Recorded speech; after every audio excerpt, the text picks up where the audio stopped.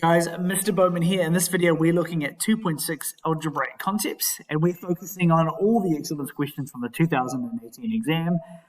In the description below, I've got the link for the website, but question number 21 is the first question from the 2018 exam. Let's get straight into it. So we've got a regular box with no lid. The length of the base is 60 centimeters. We've got the height and the width kind of written there for us. The height is 1/4 of the sum of the width and the length, so we could probably come up with an algebraic expression from that. The total area of the base and the four sides is 7,400 centimeters squared. We've been asked to find the height of the box. So the first thing I'm probably going to look at doing is probably going to focus on the 7,400, probably going to form an equation for the area of the base and the four sides. So let's get into that. So the area, that's going to be equal to, if we have a look at the two sides coming from the left and the right, they're both going to be h times w, and we've got two of them, so that's going to be 2hw. The same from the back and the front, they're both going to be 60 times h, and there's two of them, so that's going to be 2 times 60h, so 2 times 60h, that's going to become 120h, so plus 120h. And then finally, just the bottom, that's going to be 60w, plus 60w. And just a reminder, there's no lid, so we're only adding one of those. We know the area, that's going to be 7,400. The issue is we do have two variables floating into our equation, so we do need some kind of other expression or equation for it, just us to do a bit of substitution and get one letter. We can go ahead and solve it. And that's where that middle part comes in. So the height, so h is equal to 1/4, or written 1/2, but 1/4 of the sum of the width and the length. The width and the length is 60 in w, so that's going to be w plus 60. I would probably expand that here, but that's 1/4 of w plus 15. I'm now going to substitute that in for the w. So 7,400 is going to be equal to 2h times 1/4 of w plus 15 plus 120h plus 60 times, oh gosh, sorry, that's 120. That h needs to go away, doesn't it? And we're going to substitute 1/4 of w plus 15 plus 60w. I'm now going to expand all my brackets and group together all the like terms that I can. Does look like I'm going to form a quadratic. Also, just realize that 2h should be 2w, of course, because we took away the h and put in that 1/4 of w plus 15. So we've got 7,400 is going to be equal to, so 2w times w is going to be 1/2 of w squared plus 30w.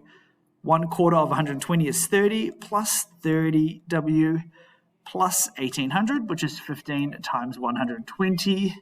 And then we've got plus 60w there. We're now going to group together everything that we can. So 7,400 is equal to, I might change that to 0.5 w squared plus 120w plus 1,500. Oh gosh, sorry, 1,800, because we've got that above there. We're then going to go minus 7,400 minus 7,400, and this will get us to the 0, which is how we can then actually solve it. So 0.5 w squared plus 120w minus 5,800. That looks like a quadratic. We're going to go ahead and solve that. So a is going to be equal to 0.5. You can have 1/2, but it doesn't really matter if we're solving via the graphics calculator. B is 120. C is negative 5,800. When we put that in our calculator, we're going to get two answers. W1 was equal to 40. W2 is equal to 280. Again, we've got a quadratic answer. Two answers. One of them might be false, so have a think about your answers. And clearly, we can't have a negative width, so that there is a false answer. False answer, because we can't have a negative width. So can't have a negative width. That leaves us just with that first answer of W of 40. The issue is the questions ask us about the height, and that's when our initial expression up the top is going to come into play. Height is equal to 1/4 of W plus 60. We've been told that W is 40, so 1/4 of 40 plus 60. That there is 1/4 times 100. And our final answer, our height, is 25 meters. So we are now looking at question number 22. Just realized I didn't scribble that up from the previous page, but we'll leave that there. We've got this big expression here, and we've been told it can be written in the form A plus B squared. So that's a perfect square. Basically, our job is to find out what A and B could represent. So what we're going to do is, from that initial expression, we're going to expand and simplify everything that we can. We're then going to try factorize, group all the terms together and factorize what's left over. Hopefully our factors are going to be a perfect square. We'll then get A and B. So let's jot down our initial expression. So we've got 3x plus y, x minus 12y. That's going to be taking away 2x plus y. And then we've got x minus 16y. So let's work down the page here. I'm going to expand all my brackets. So that there is going to get me to 3x squared, which is that times that, minus 336xy plus xy minus 12y squared. Because their second bracket includes a minus sign in front of it, I'm just going to take a bit of caution. I'm going to keep the minus sign there and put my resulting expansion in another bracket. I'll then expand to get rid of that minus sign later on. So hopefully you can see what I've done there.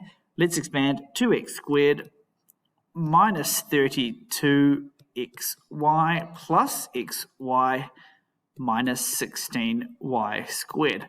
So I'm liking what I'm seeing. I'm seeing some y squared, some x squareds. So I think we're on the right track.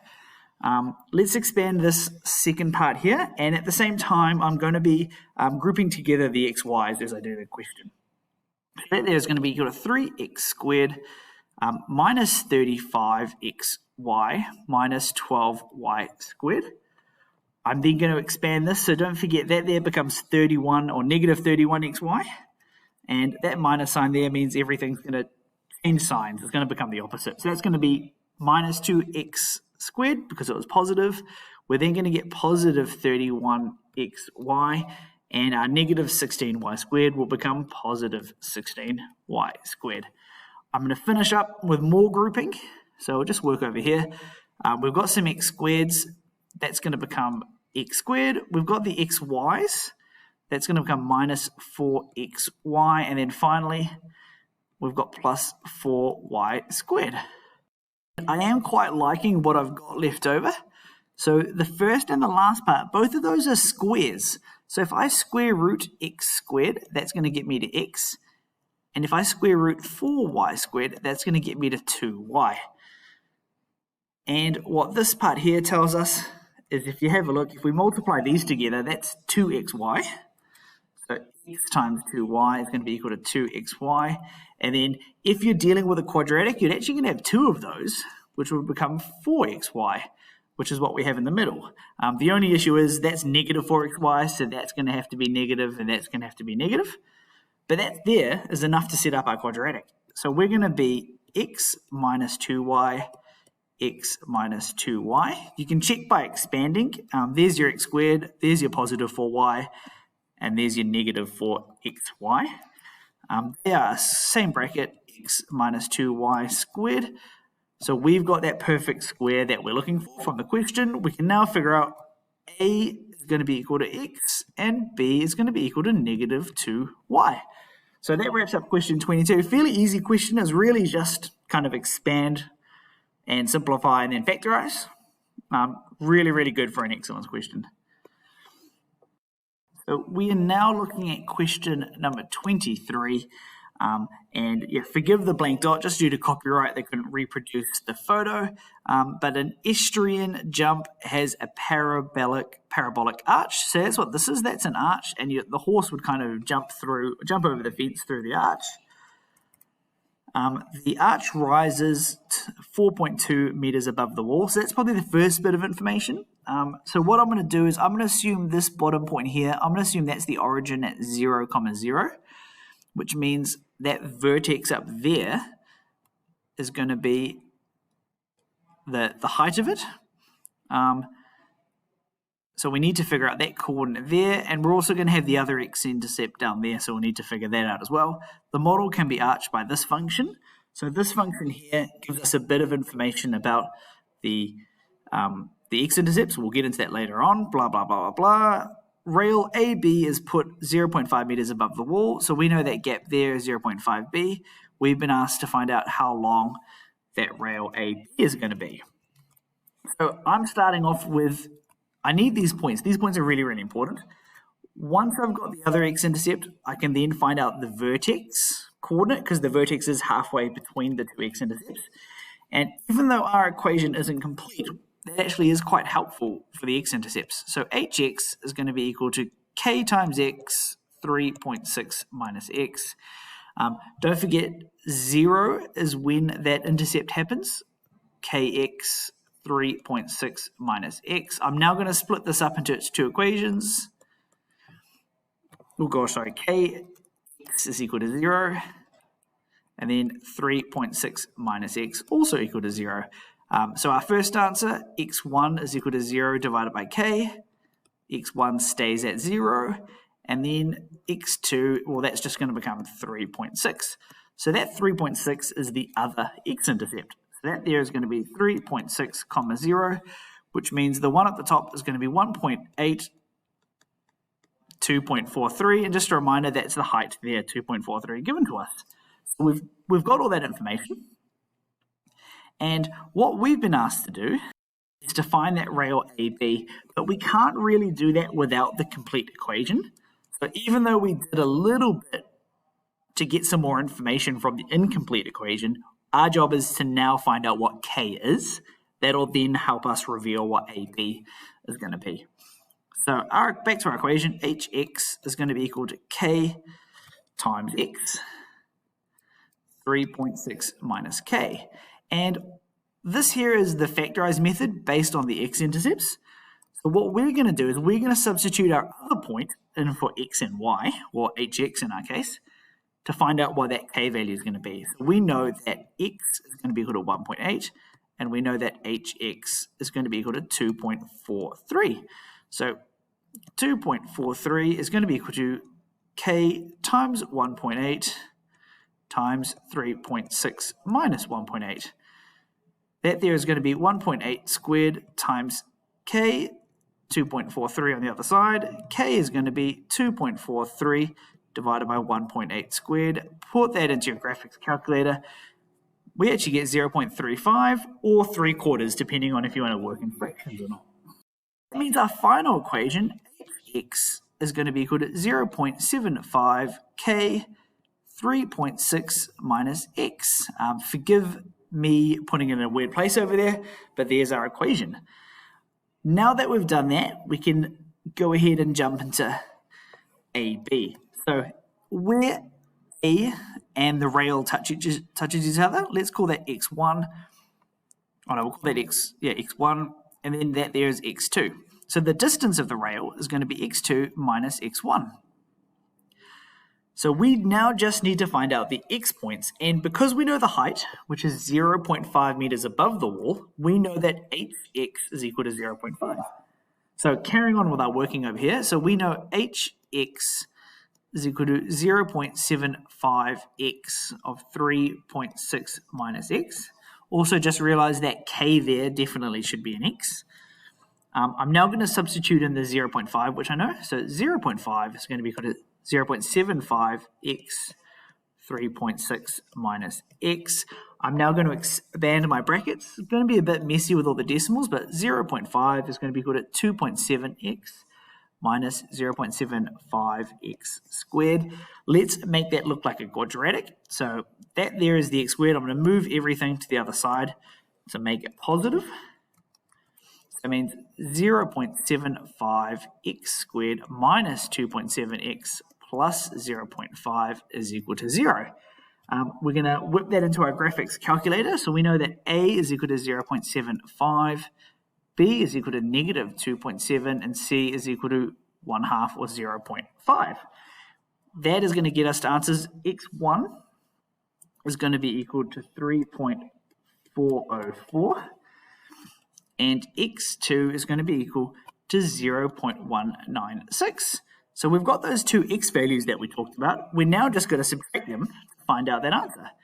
So length AB, so that's what that represents, is equal to X2 minus X1, 3.404 minus 0.196, did forget the 6 there, and that comes out to 3.2 meters, and I rounded that to 1 dp. So just noting the X1 and the X2 does refer to this diagram. These ones here are the other way around, so I just switched them around as well.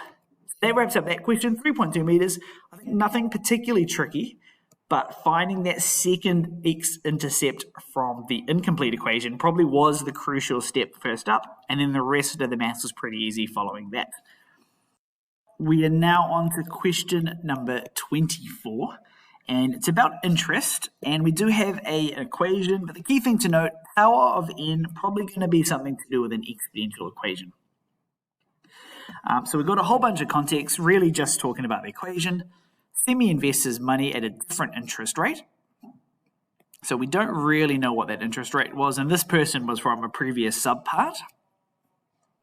His investment will double after 12 years.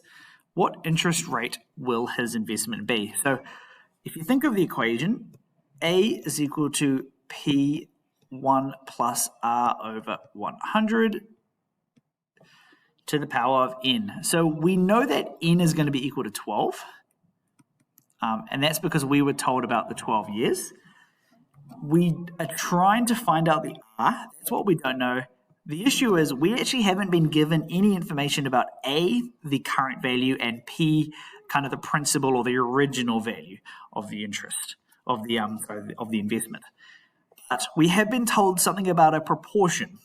So we know that a divided by p is going to be 2, and that's because the investment has doubled. So what we're going to do is we can actually rearrange our equation. So if a divided by p is equal to 1 plus r divided by 100 to the power of n, we're going to substitute an a divided by p because we know that's going to be 2. So 2 is going to be equal to 1 plus r divided by 100 to the power of n. We've got a n, sorry, we actually do know n, don't we? N is 12. We've now got one variable left of the r. We're just going to go ahead and solve it. So that's going to be the 12th root of 2. That's going to be equal to 1 plus r divided by 100. That's going to become minus 1. So it's going to be the 12th root of 2 minus 1 is equal to r divided by 100. So r will be equal to 100 times the 12th root of 2 minus 1. Put that into your graphics calculator. You're going to get 5.69463, and don't forget this is a percentage given to us in the question, %, and that there had a 4 dp rounding. So fairly easy question, I thought. Maybe one of the easier excellence questions you've come into, assuming you got the a divided by p trick, which was equal to 2 because that investment has doubled. And our very last question for the 2018 exam, question number 25, we've got a particular quadratic, and the k is a constant, and we've been asked to show that it can never be a real number. Basically what that means is if we go through to try to solve a quadratic, we won't be able to answer that question. K won't have a solution. There's no value for k that will ever make this true. So what we know, so if b squared minus 4ac is equal to 0, we're going to have some kind of solution. So what we're trying to do is we're trying to basically disprove this, then prove that there is never a solution. So let's start by jotting down that messy equation. So we've got x squared plus 2k plus 1x minus k squared plus 2k plus 5 equals 0.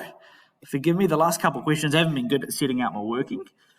From that quadratic, we can pull out the a, b, and c values. So a is equal to 1, b is going to be equal to 2 in brackets k plus 1, I'm going to expand that to k plus 2. And finally, c is going to be equal to negative k squared.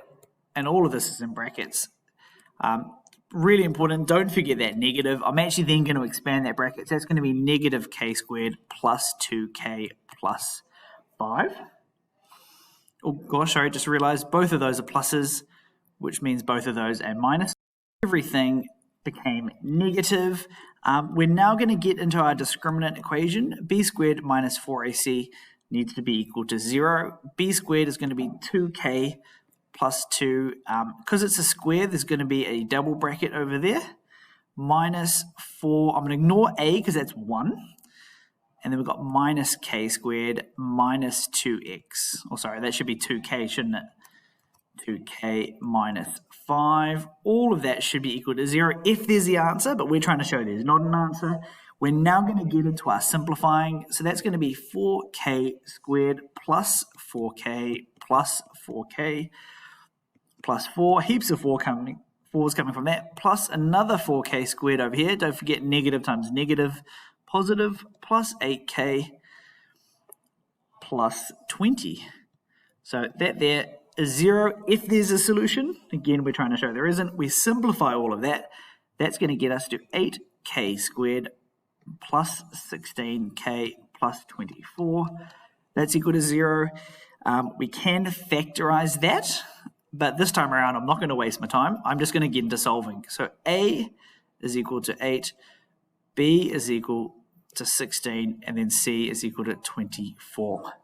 When you put that into your graphics calculator, you're going to get K1 is going to be equal to something really weird, but it's going to be negative 1 plus 1.4i, and that there was rounded to 1 dp, and then K2 is going to be equal to negative 1 minus 1.4i.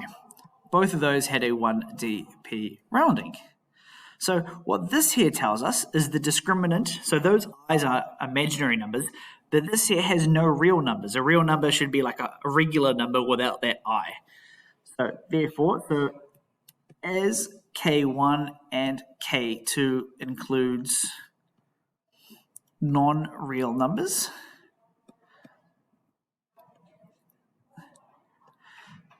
there is no